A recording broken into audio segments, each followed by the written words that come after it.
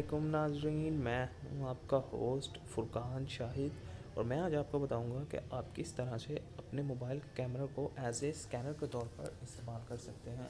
आपको कहीं बाहर जाने की ज़रूरत नहीं है, आपको कहीं किसी शॉप पे पैसे दे के स्कैनिंग कराने की ज़रूरत नहीं है।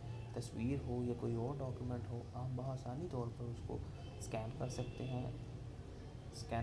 हैं और उसके बाद इसका रिज़ल्ट बहुत अच्छा है। ये जेपीजी या पीडीएफ फॉर्मेट में बआसानी तौर पर आपकी फ़ाइल सेव कर सकता है, शेयर कर सकता है। आज मैं आपको बताता हूँ इसके बारे में। प्ले स्टोर में आपने सिंपल जाना है और प्ले स्टोर में जाके आपने यहाँ पे लिखना है फास्ट स्कैनर। ये देखें, मैंने इंस्टॉल किया हुआ है फास्ट स्कैनर।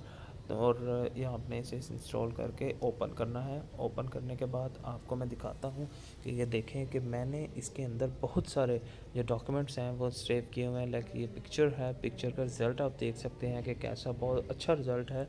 उसके बाद आप डिफरेंट टेक्स्ट हो गया, लाइक आप ये देख सकते हैं कि ये देखें बहुत अच्छे तरीके से डॉक्यूमेंट्स को सेव करता है।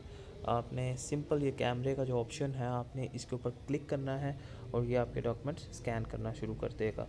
इसके बाद आपने अगर इसको शेयर करना है तो आपने वो जो स्कैन डॉक्यूमेंट है उस पर क्लिक करना है और शेयरिंग के बटन में जाकर आप चाहें तो उसको जीमेल पे सेंड कर सकते हैं, व्हाट्सएप कर सकते हैं, ड्राइव में सेव कर सकते हैं, ब्लूटूथ कर सकते हैं।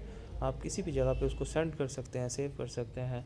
ये पीडीएफ और जेपीजी जो फ़ाइल है ये इसके अंदर आपके डॉक्यूमेंट्स को सेव करता है और बहुत ही अच्छे तरीके से आपके डॉक्यूमेंट्स को हैंडल करता है। अगर वीडियो अच्छी लगी हो तो प्लीज़ हमारा चैनल सब्सक्राइब करना मत भूलिएगा, ताकि आपको मज़ीद आगे भी ऐसे ही वीडियोस मिल सकें। बहुत शुक्रिया, थैंक यू।